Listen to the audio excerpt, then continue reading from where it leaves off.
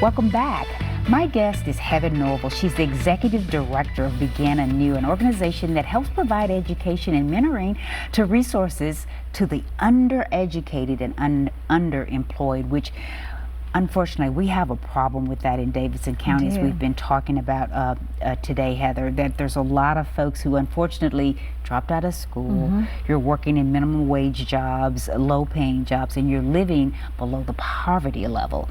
So Anew is there to reach out and help those folks who want to get their education, who want to learn good job skills.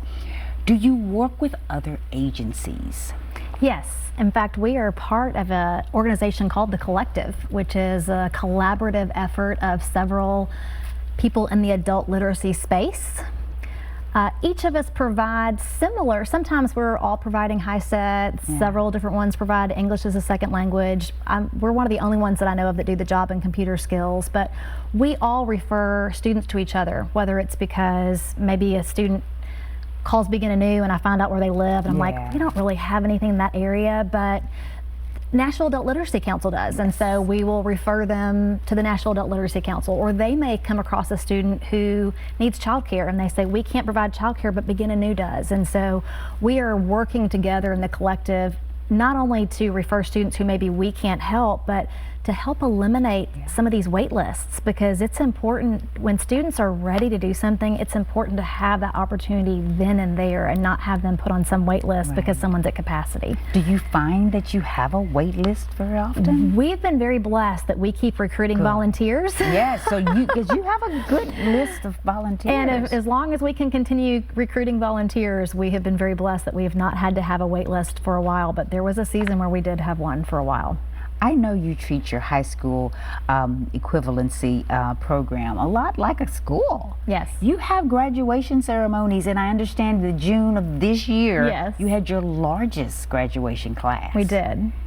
We just graduated 39 students in June of this year, and we put a cap and gown on them. And if you can imagine, students who are older, sometimes they're very embarrassed, and they get to invite their family and friends and their children.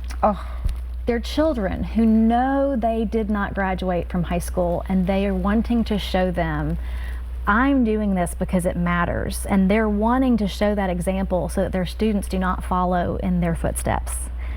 And it's huge. And the celebration is huge. We actually have a speaker from every single one of our sites. And so to hear the students talk about the impact of not only the education, but the mentoring component is huge. They talk about how they were encouraged, how Anew became their community. It was more than just a place to get an education, it was a community. Last year we had a student, Natasha, whose husband died unexpectedly of a diabetic coma at 39 years old. Natasha and her husband had 4 children, so she went to being a single parent. So we went to Natasha and we said, we understand if you need to grieve, we will give you a leave of absence for a season. And she said, absolutely not. She said, first of all, I need my diploma more than ever. I'm now a single parent and I have to be able to provide for my children better than I can right now. Secondly, the ladies at Anew, they're my community. And she said, these are going to be the people who help me grieve, who walk me through this season, and I cannot imagine being away from here in this time of grief. And so we said, okay. And so we walked that with her. Natasha was one of our graduates in June. You have so many great success stories like that, and another one we're going to talk about in just a minute, but I know these students must make lifelong friendships. And do you hear back from them? Do they come back after they've graduated? Oh, a number of them, because one of the elements of our program, and we do offer a Bible study as part of our, and it's part of where the students find community. It's so much more than just a Bible study. They learn what is happening in each other's lives. Like, I've just recently lost a spouse, or I've lost my job, or whatever that hard situation is, and they walk those seasons of life together. And so they come back and they tell us how they're doing, and they celebrate. You know, I'm at Nashville State, you know, 'Cause they working go on my, they go to college. a number of them. Well, Tennessee has so many great programs now that if you are a recent high school graduate, doesn't matter the age, you can get your associate's degree for free. And so we help our students enroll in that programming so that it doesn't get to stop with us. We get to be the cheerleaders for what is to come. This is such an inspiring story, and you have one that you shared with me earlier, because it doesn't matter your age. No.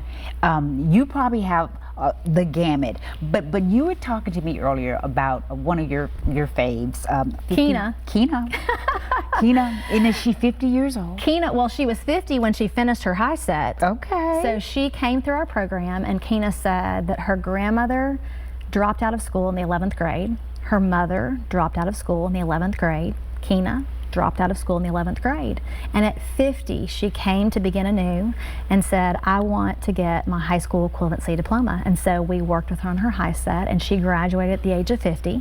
But now she says her daughter went on to graduate from college. Her second daughter went on to graduate from college, and her son graduated from high school, and Keena says, we broke that chain. And she gets so excited because she knows that in the example she set, that for generations to come, that generational poverty, that example of education has changed. The standard has shifted. And she got to be the one to shift that standard for her family. Oh, I love that story, and I know you must have lots of those just like that. What has been, we only have about a minute left, but what has probably been, as the executive director, the greatest joy for you, Heather, in working in this program? Because you're changing lives every day. So at our recent graduation, one of our students, Amir, gave the final speech, and they did not tell me that he was going to talk about something I had done. And so when he and his wife, Miriam, arrived here from Egypt, they showed up actually at my office, because all of our business cards have the main office address on them. And so they showed up at my office just desperate for help, and they had heard about us. And when he got to my office and I sat down, and they spoke very broken English, so thankfully there's some great apps out there that can help translate almost any language. And so we were able to communicate using apps, and I prayed for them before they left that day. And he said, you need to pray for every student that enters your program, because he said we left with hope for the first time after arriving in America. Oh my, what a wonderful program. Thank you for being here today, Heather. Definitely reach out to these folks if you can help. And thank you again. I'm Tawanda Come. We'll see you next time on the Plus Side of Nashville.